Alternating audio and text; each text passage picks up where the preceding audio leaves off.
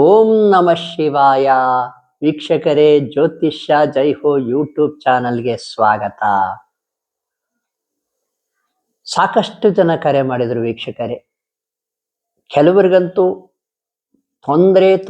ತೊಂದರೆ ಸಾಕಷ್ಟು ಕಡೆ ಹೋಗಿ ಸಾಕಷ್ಟು ಖರ್ಚು ಮಾಡಿಕೊಂಡು ಏನ್ ಮಾಡಿಸಿದ್ರು ಕೂಡ ಪರಿಹಾರ ಆಗ್ತಾ ಇಲ್ಲ.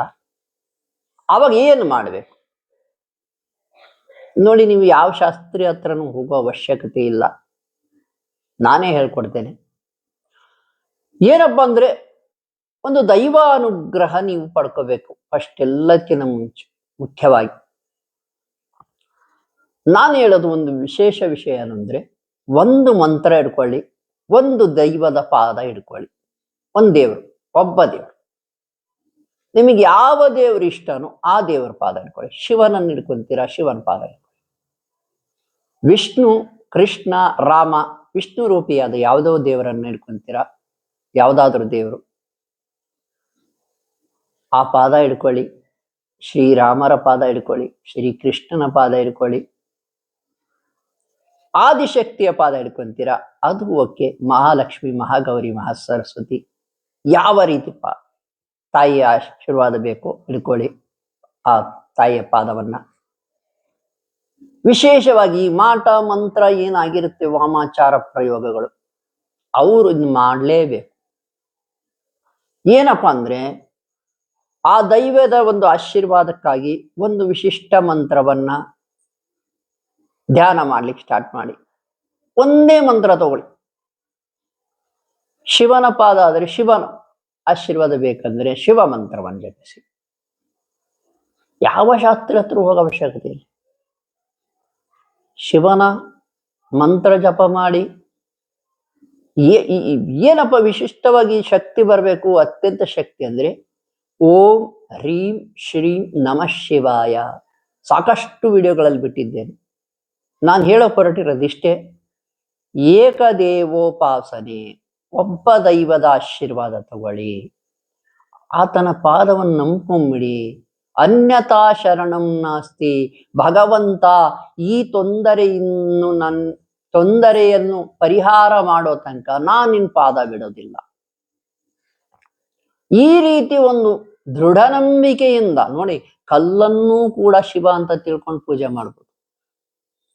ಆ ಕಲ್ಲೇ ಶಿವಲಿಂಗ ಆಗ್ಬಿಡುತ್ತೆ, ಶಿವನ ಅನುಗ್ರಹ ಸಿಗುತ್ತೆ. ಅಷ್ಟು ದೃಢ ನಂಬಿಕೆ ನಿಮಗಿರಬೇಕು. ಅಷ್ಟು ದೃಢ ನಂಬಿಕೆ ಇಟ್ಕೊಂಡ್ಬಿಟ್ಟು ಭಗವಂತ ನೀನು ಕಾಪಾಡು ಅಂತ ಹೇಳ್ಬಿಟ್ಟು, ಏನಾದ್ರೂ ತಪ್ಪಾಗಿದ್ರೆ ಕ್ಷಮಿಸು ಅಂತ ಕೇಳ್ಕೊಂಡ್ಬಿಟ್ಟು ನೀವು ಪೂಜೆ ಮಾಡ್ಲಿಕ್ಕೆ ಸ್ಟಾರ್ಟ್ ಮಾಡಿ. ನಿತ್ಯವೂ ಪೂಜೆ, ನಿತ್ಯವೂ ಧ್ಯಾನ, ಇಷ್ಟು ಮಾಡಿದರೆ ಸಾಕು, ನೀವು ಗೆಲ್ತೀರಾ. ಏನಪ್ಪ, ಹಿಂದೆ ಇತಿಹಾಸ ಪುರಾಣವನ್ನೆಲ್ಲ ನೋಡಿದ್ರೆ ಋಷಿಗಳು ಮುನಿಗಳು ಏನ್ ಮಾಡಿದ್ರು? ಧ್ಯಾನ ಮಾಡಿದ್ರು, ಪೂಜೆ ಮಾಡಿದ್ರು ಅಲ್ವಾ? ಧ್ಯಾನ ಪೂಜೆ,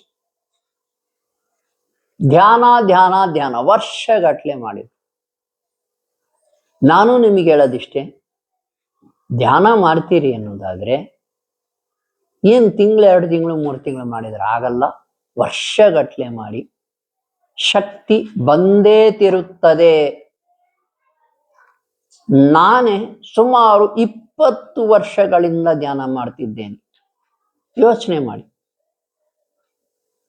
ಅದರಲ್ಲೂ ಕೂಡ ನಾನು ನಿಮಗೆ ವಿಶೇಷ ವಿಷಯ ಏನ್ ತಿಳಿಸ್ತೀನಪ್ಪ ಅಂದ್ರೆ, ನೀವಂತೂ ಕಷ್ಟಪಟ್ಬಿಟ್ರಿ. ನಿಮ್ಮ ಮಕ್ಕಳನ್ನು ಸ್ವಲ್ಪ ಯೋಚನೆ ಮಾಡಿ. ನಾನು ಧ್ಯಾನ ಸ್ಟಾರ್ಟ್ ಮಾಡಿದ್ದು ಸುಮಾರು ನನ್ನ 30ನೇ ವರ್ಷದಲ್ಲಿ,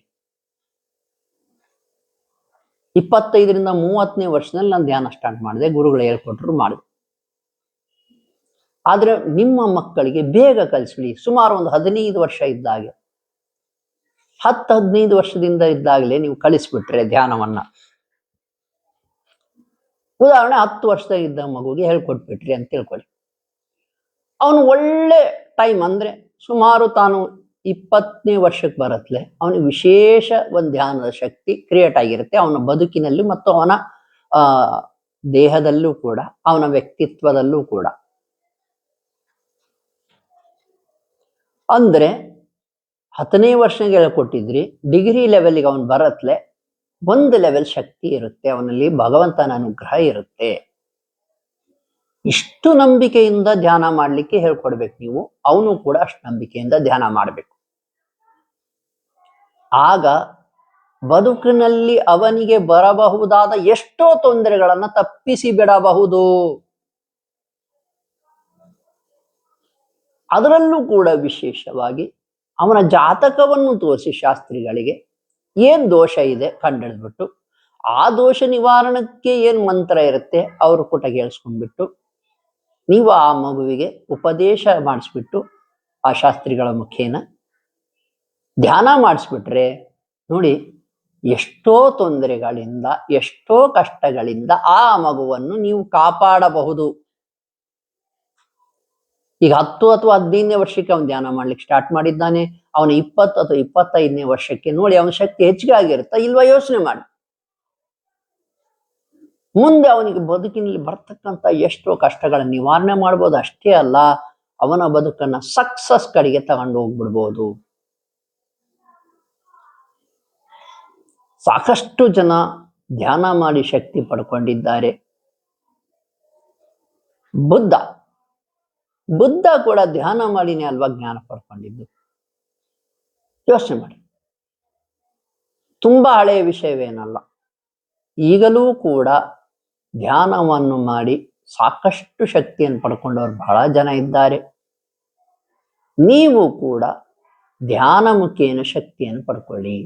ಕಲಿಯುಗದಲ್ಲಿ ಧ್ಯಾನ ಮುಖೇನ ಶಕ್ತಿ ಪ್ರಾಪ್ತಿ. ಮನಸ್ಸಿನಲ್ಲೇ ಒಂದು ಮಂತ್ರವನ್ನು ಧ್ಯಾನ ಮಾಡಲು ಕಲಿರಿ. ಒಂದು ದೇವರ ಪಾದ ಹಿಡ್ಕೊಳ್ಳಿ. ಶ್ರೀರಾಮರ ಪಾದ ಆದ್ರೆ ಹಿಡ್ಕೊಳ್ಳಿ, ಶ್ರೀ ಕೃಷ್ಣನ ಪಾದ ಆದ್ರೆ ಹಿಡ್ಕೊಳ್ಳಿ, ಶ್ರೀ ಶಿವನ ಪಾದ ಆದ್ರೆ ಹಿಡ್ಕೊಳ್ಳಿ, ಶ್ರೀ ಆದಿಶಕ್ತಿಯ ಪಾದ ಆದ್ರೆ ಹಿಡ್ಕೊಳ್ಳಿ, ಶ್ರೀ ಗಣೇಶ, ಯಾವುದು ನೀವು ಯಾವ ದೇವರನ್ನು ಇಷ್ಟಪಡ್ತೀರೋ, ಆಂಜನೇಯ